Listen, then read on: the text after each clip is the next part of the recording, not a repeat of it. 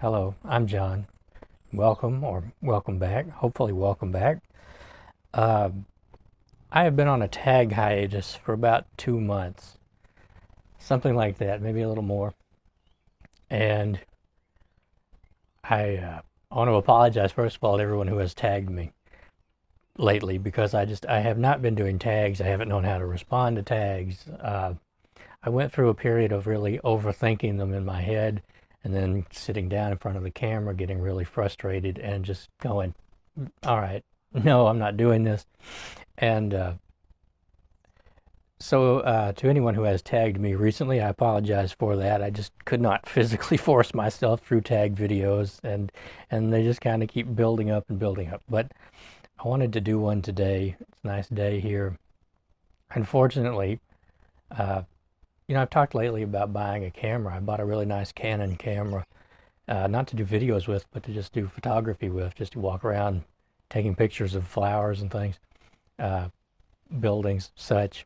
Uh, anyway, once you fool with a really nice camera, and then you go to using a smartphone, like smartphones are nice, and they have, like this one has the pro setting for the photos, so I can adjust, like I can use like raw files and adjust the white balance and things like that. But on the video, and particularly on the front-facing video, it's just very, very limited. And so my that is a long segue into saying I'm sorry that I am dark and that is really bright. With a really nice camera, that's not so much of an issue because I could focus on me and tone that out. Anyway, so I wanted to do this because I think it'll be an easy tag for me to do. And I'm already rambling, but I don't think this will be a rambly tag really. So this is the end of the year book tag. It was created by Ariel Bassett, and I was tagged by James from the channel Quaint and Curious Volumes. And I'm not sure if anyone else has tagged me. I will look, and if they have, I'll put them in the description box. So prompt number one is, are there any books you've started this year that you still need to finish? The answer to that is only the book I am reading, which is The X-Files Ground Zero by Kevin J. Anderson. I got an X-Files book, I think day before yesterday. There was a whole thing there. I was in line. I was clearly first in line. Some people came up and decided they were first in line. And the dude at the counter was like, I'm sorry, can I get them first? And I was like, yeah, sure, whatever. Because what's the point of arguing? I mean, but I was there first. That's my point. And I was kind of steamed about it.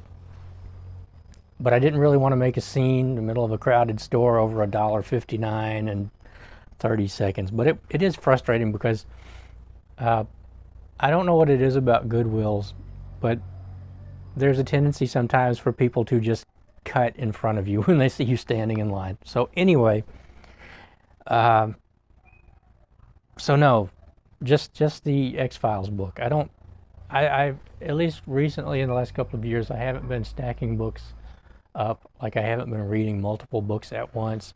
I do read in between books, but I'm currently not reading one. I finished it and I didn't start another one. So that was J.B. Priestley's Literature and Western Man, and I finished that, and I really haven't moved on to another one yet.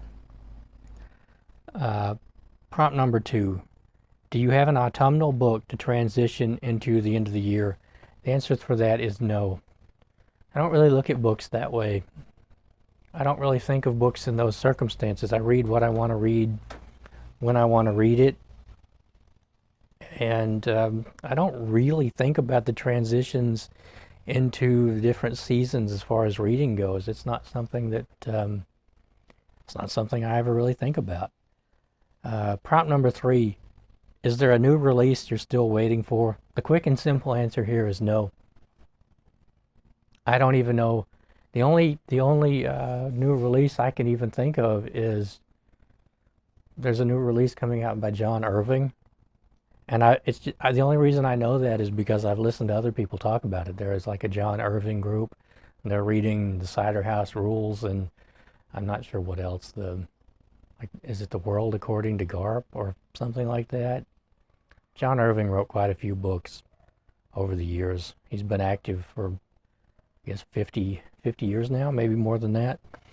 But I don't know of any other new releases. I don't gravitate towards new books. I gravitate towards old books, older books, and I don't really. Part of it is a money thing, and part of it is new releases. You know, if you spend $35 on a new book and it stinks, that's just that stinks. That's not something I have any interest in testing the waters of. Anyway, number 4. What are the books you want to read before the end of the year? Um, there aren't really any books I want to read before the end of the year. And that's what I was talking about, really, is I don't really think about it like that anymore. I just read what interests me when it interests me. I have a whole room full of books I've never read, and I just wander from shelf to shelf, and if something strikes my fancy, I read it. I don't really make TBRs. I mean, I made a TBR recently for Dr. November, and I have read so far one book on that TBR, and it's the one that I said that I was going to read, which is Tinker Tailor Soldier Spy. And I really enjoyed that. I'm going to talk about that later on, if I can motivate myself to do that video. But I don't have any books I really want to read by the end of the year. I've been reading some like photography manuals, and so I've been having a really good time getting back into that. I took probably a 14-year break from taking pictures, and I really, really am glad to be back into it. Really enjoying it, the return to photography. I'm not enjoying so much. I've been watching a lot of videos to get an idea of how other people go about taking pictures of. See, when I was doing it years ago, it was mostly snapshots. So I just had a point and shoot digital camera, and I would just take snapshots of things, and sometimes they were really, really nice. I'm really proud of some of those pictures, both because they were capturing a moment that is gone. It just, in that moment, things rise up, click, and you have it.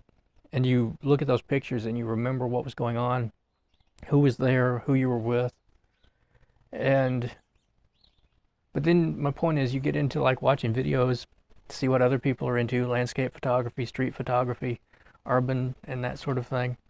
And you read in the comments like all these gear snobs, right? Like, oh, that picture's not in focus here, and there's chromatic aberrations here, and oh, that lens stinks, and blah, blah, blah, blah. I'm not interested in any of that. So my point, I sort of went off on a tangent there.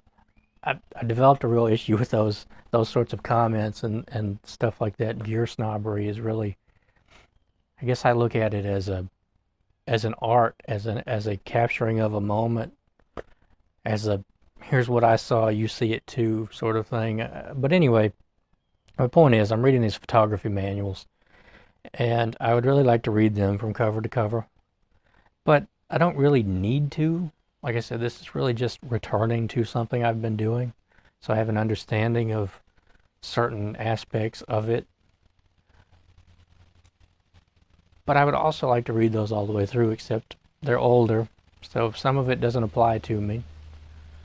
I've thought about buying a film camera, like a 35 millimeter, or I would really like to find a Polaroid. I've been looking high and low for Polaroid, which I don't buy things online.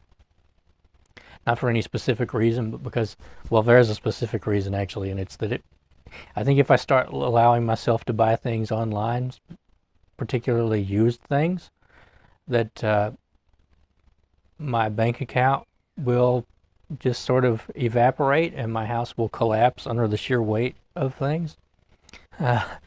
So I don't let myself buy books or cameras or anything like that online unless I have researched everything, and this is the place where I can get it, and the only place I can get it, and the best deal. Sort of gone off on a tangent here. Uh, I would like to read those photography manuals, is what I'm getting at. But I don't have to because they are just manuals, and I don't really need to read the whole things. But that's really it. Prompt number 5. Is there a book you think could still shock you and become your favorite book of the year? Sure, absolutely. But I've also noticed over the last few years, I read a lot of books in a year. And in years past, I have read more than I've read this year. And I'm starting to have real trouble in remembering which year I read which book in. Like even the books that I have read this year, I'm not entirely certain which ones I read this year and which ones I read last year. And the books that I read last year, I sometimes think that they were the year before that. So I actually have to sit down and look through the list of books that I've read this year to remember my favorites of this year. And that's one thing. I read a lot of books, and so there is a lot of chaff, right? The way I look at reading is that I kind of feel like I'm a diamond miner, or, pick whichever jewel you like. I may have let slip once a long time ago that what I would really, really like to be is a jeweler and a fine jewelry appraiser. And that's sort of how I look at it. Both in, like I said, I have my ethical issues with it, which has kept me out of that field. But that's what I would really like to do. I have a natural talent for it.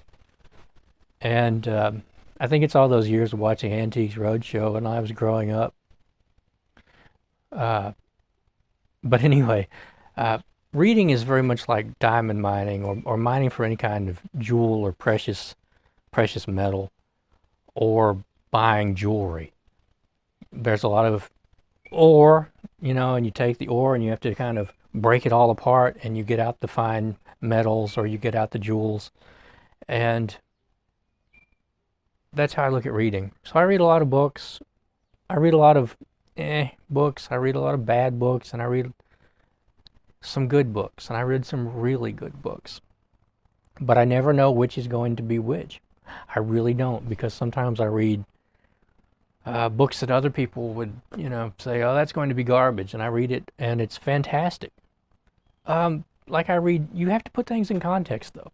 I read Meg earlier this year, right? About the giant shark. And I loved it.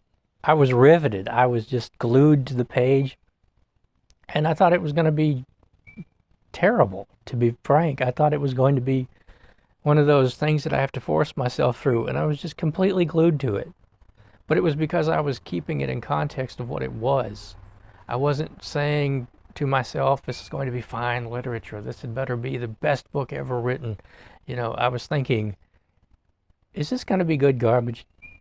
And it was great garbage. It was for Garb August, by the way. And it was fantastic. And I think it was probably the best book I read for Garb August, come to think of it. But there are other books I read that I think are going to be good. Histories or novels. It doesn't really, the genre, nonfiction, fiction doesn't matter. It's just sometimes the books that I think are going to be really good are not. So I'm often surprised by which books are really, really good, which books are the diamonds and the rubies and jade and whatever.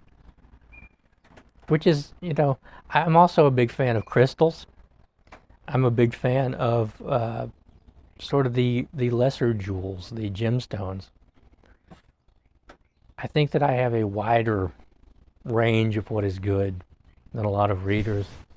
This is not to put anyone down, but I think that if I can get a really good experience out of a 70s spy novel, or a really good experience out of a history of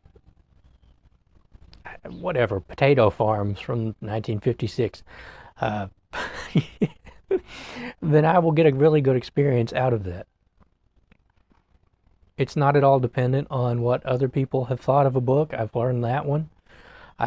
Read so many reviews where people are like, that is a god awful terrible book, and then I read it and I love it.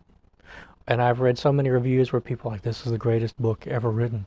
This is the greatest book ever. Everyone should read it. And then I read it and I think, that sucks. My point being that yes, absolutely, there can still be a book that I read in the next couple of months that just knocks my socks off as the greatest book I've ever read. But when I think about all the books that I have read over the years, the ratio of ore to jewels, the likelihood is not very high. Prompt 6 is, have you already started making reading plans for next year? And the answer is no, I haven't. My only plans for next year are that I'll probably take part in June on the Range, and I'll probably take part in Garb August. Regardless of whether I'm still doing this or not, I have no reason to think that I won't be. But those are my only real plans, and they're just kind of, yeah, I'll take part plans. They're not anything certain. But that is the end, and that is the end of the year book tag for me. And I want to thank Ariel Bissett for creating this tag. I remember hearing that this tag is something like a decade old. I believe it's this one. And I want to thank James from Quaint and Curious Volumes for tagging me, and anyone else who may have tagged me that I may have overlooked. And I'll see you next time.